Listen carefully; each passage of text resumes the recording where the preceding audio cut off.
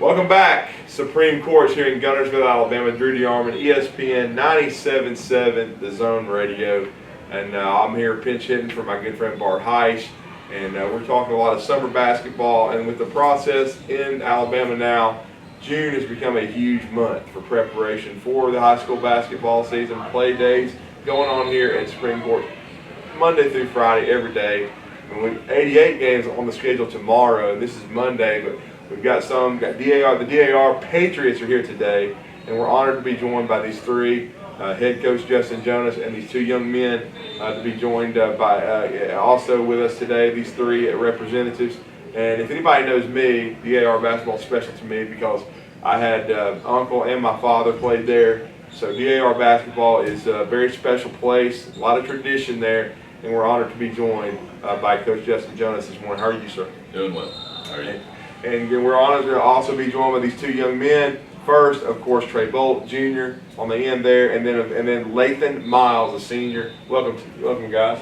Thank you. Well, and Coach Jonas, I know this is your second year back at DAR.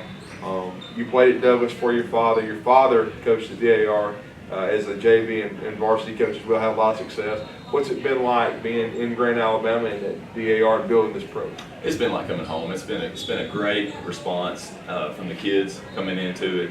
The community, they really seemed hungry when I got there to get things going again and get things rolling. I think it's been a great program, but I want to take them to the next step. And we're really got our eyes on that regional tournament this year or further, and trying to get back to where we're winning county championships and trying to get back to where we're a team that walks in the gym. Everybody is not willing to play us, or they respect us, or they know us, and it's hard work to get there. But the kids, they've worked really hard. I think the program in general, the coaching staff, it's a very blessed situation right now. I'm very excited about it. But it's been great. I've seen a lot of faces that I hadn't seen in a long time since I was a little guy running around, and a lot of people knows my dad and knows all the tradition there.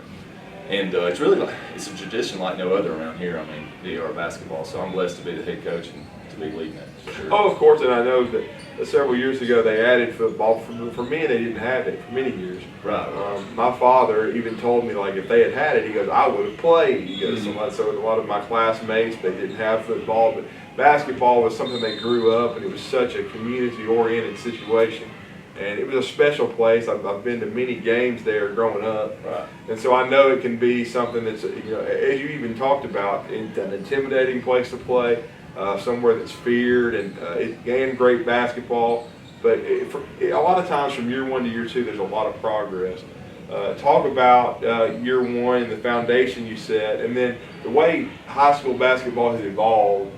Now, in late May, it's tryouts, and then you hit the ground running in June to set the foundation for your squad. But kind of talk about the progress that you've seen so far from year one to year two.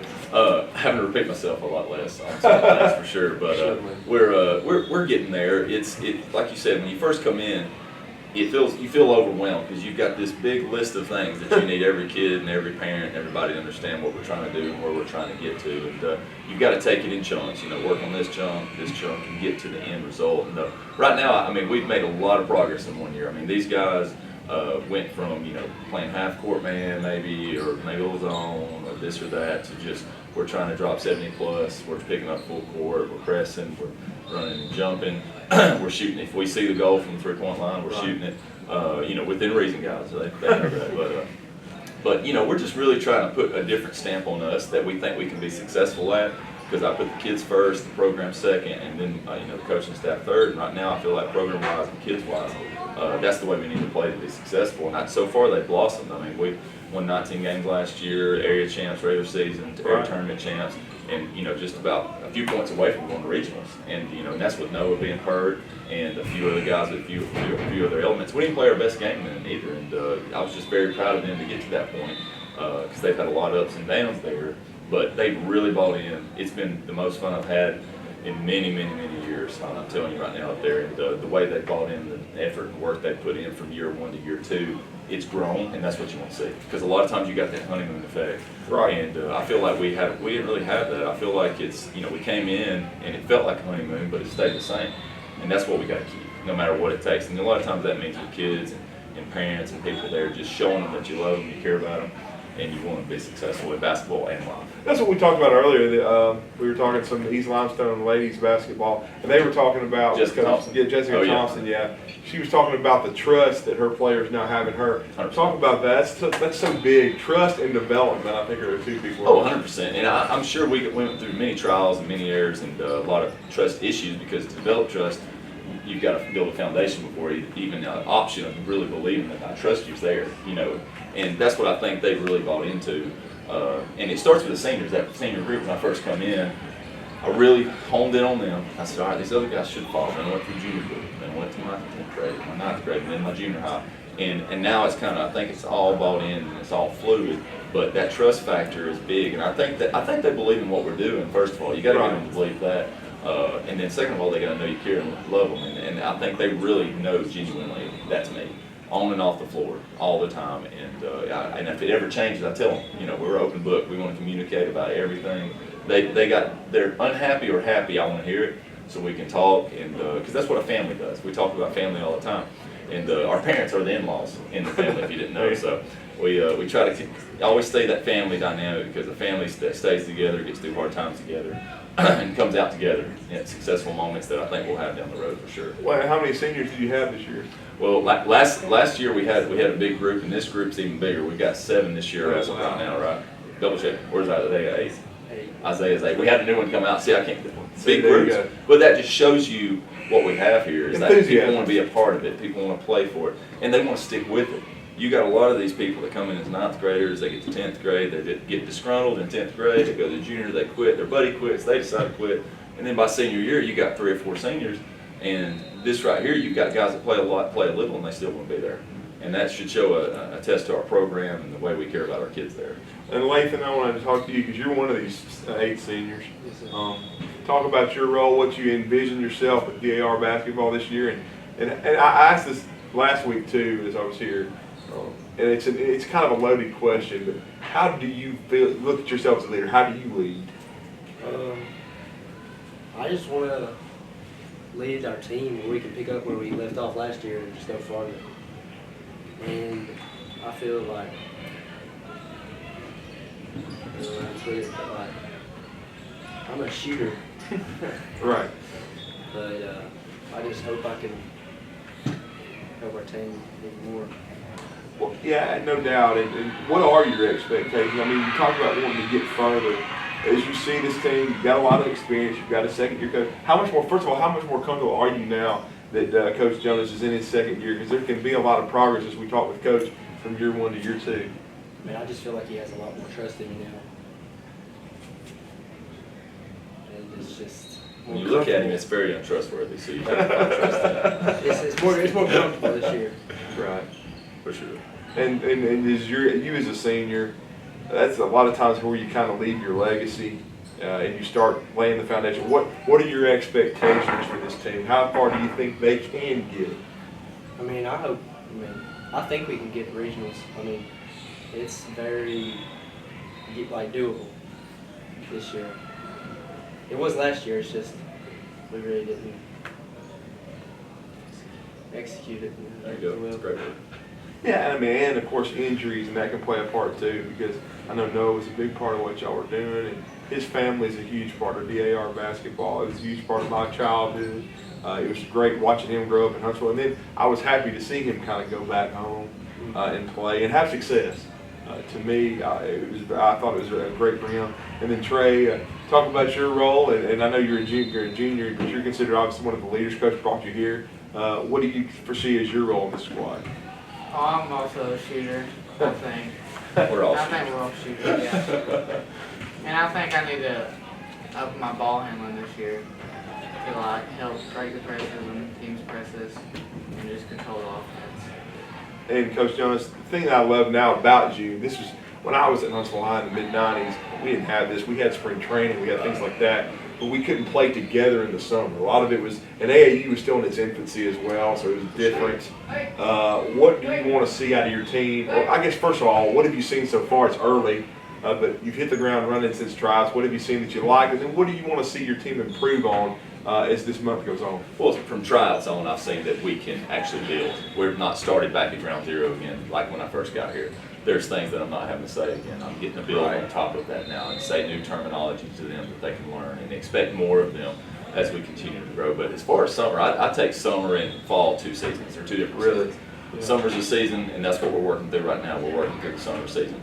It's going to give us a lot of input that we can take back and grind and work on and get better at. And it's also going to give the coaches a lot of things that we need to focus on coming into the fall. Like, okay, we got to be wary of this, and we got to make sure we focus on this. I really like what we do here. But also it helps us hold him to standards, because if he's playing a certain way during the summer, we got to continue making sure he's doing that to where he's playing that way during the fall. Don't let him fall off. Same thing as if someone else is not having a great summer. You know, what's the disconnect there? We need to find a way to make sure he's playing his best ball in the fall. Because, you know, we all know in the fall, at the end of the season, is what matters most, and we've got to be our best when we get there. And them playing during the summer together is astronomically helpful. I've got a lot of guys that play at U-ball, a lot of guys that put a lot of time into the gym. All that in mixture is a recipe for success. We just got to continue to have the faith and effort to get there. Well, one thing back in the late 80s, early 90s in DAR basketball, they didn't have football, so you didn't really have multi-sport guys in the fall and then into the winter. Sure. So they always could focus on basketball.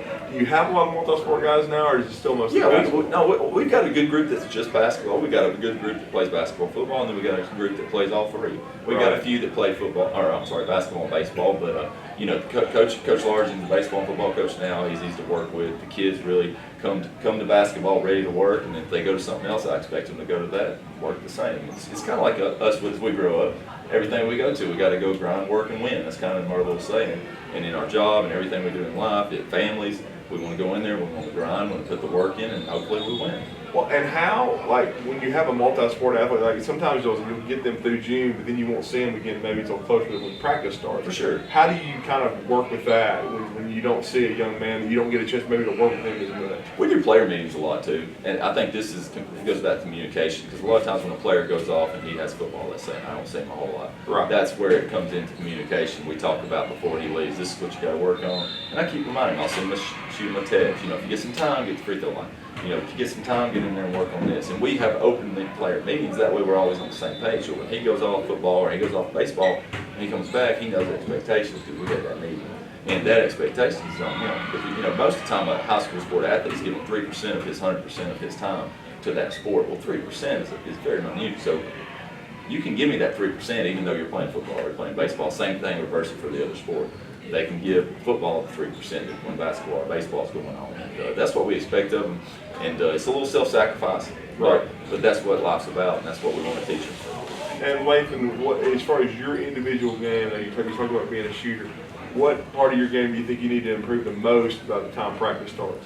Probably just on-ball defense. Just keep them in front of me. You know, force them which way I need to force them. Just being a better defender overall. Trey, what about you? Help my ball handling. Definitely. No doubt.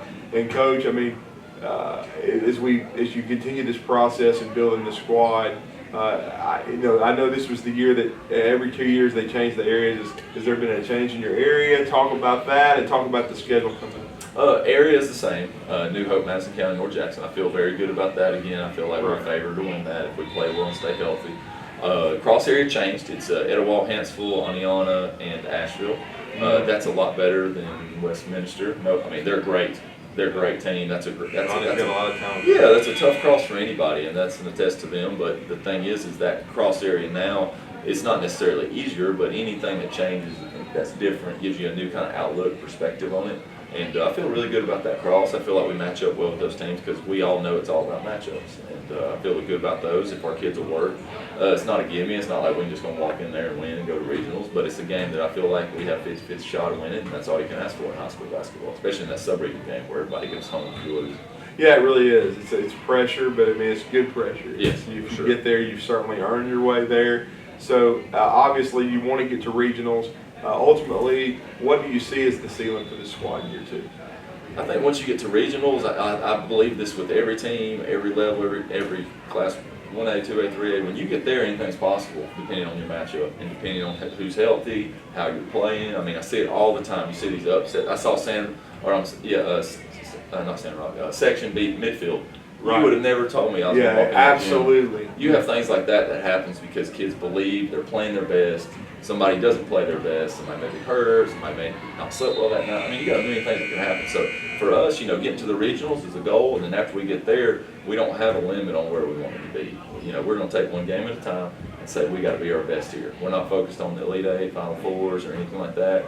We're focused on the next game, and you got to take that in high school basketball because kids a lot of times, no offense to them, they're immature. They have all these high hopes and dreams and all these aspirations. But the thing is, it all comes down to the focus of the moment. They can focus on the moment, the next moment will come. If they lose focus, there will be no more next moment. Well, we know there are going to be some great moments. We're looking forward to late October, early November, DAR Patriot basketball, and I hope we have a great rest of the month of June. Everybody stay healthy, Coach. But we appreciate you two gentlemen for joining us, and Coach Jonas, thank you. And you guys have a great rest of your time here at Supreme Course in Gunners, Alabama. You too.